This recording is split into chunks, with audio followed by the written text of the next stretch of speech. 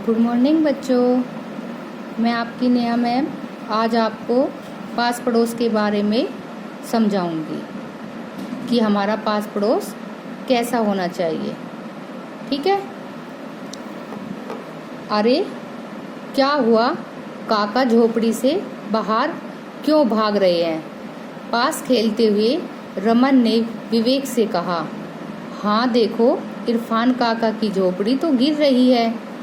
अभी तक तो ठीक थी, यह कैसे हुआ?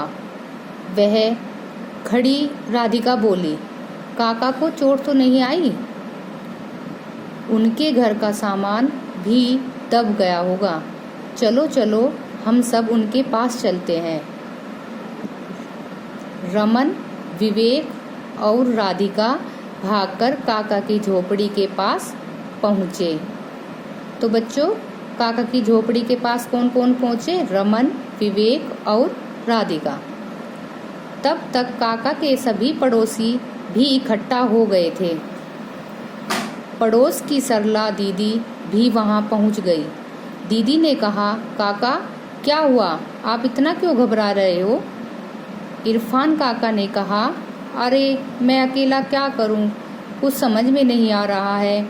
मेरी झोपड़ी गिर गई है। तुम्हारी काकी और जावेद भी यहाँ नहीं है। सारा सामान दब गया है। कैसे निकालूंगा, कहाँ रखूंगा? बारिश का मौसम भी है। मुझे जल्दी ही सब कुछ संभालना है। इतनी जल्दी में सब कुछ कैसे होगा? इरफान काका अपने पड़ोसियों की सदैव मदद करते हैं। उनको परेशान देखकर सभी चिंतित थे। काका के पास इकट्ठा सभी पड़ोसी बोले, आप चिंता न करें काका, आप अकेले नहीं हैं, हम सब आपके साथ हैं। सभी मिलकर काका की झोपड़ी ठीक करने की बात करने लगे।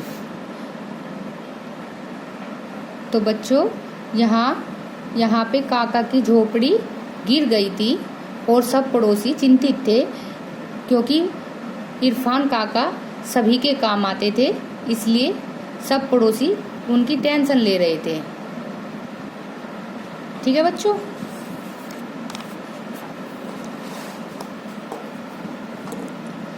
सभी ने मिलकर झोपड़ी में दबे सामान को बाहर निकाला। तनवीर चाचा ने कहा, मेरे पास सूखे बांस है।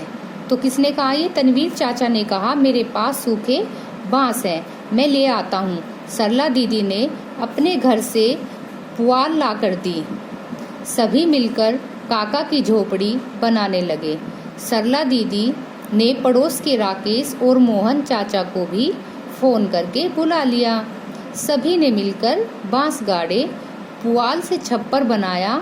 रमन, विवेक और राधिका ने टूटे सामान को छांटकर अलग किया।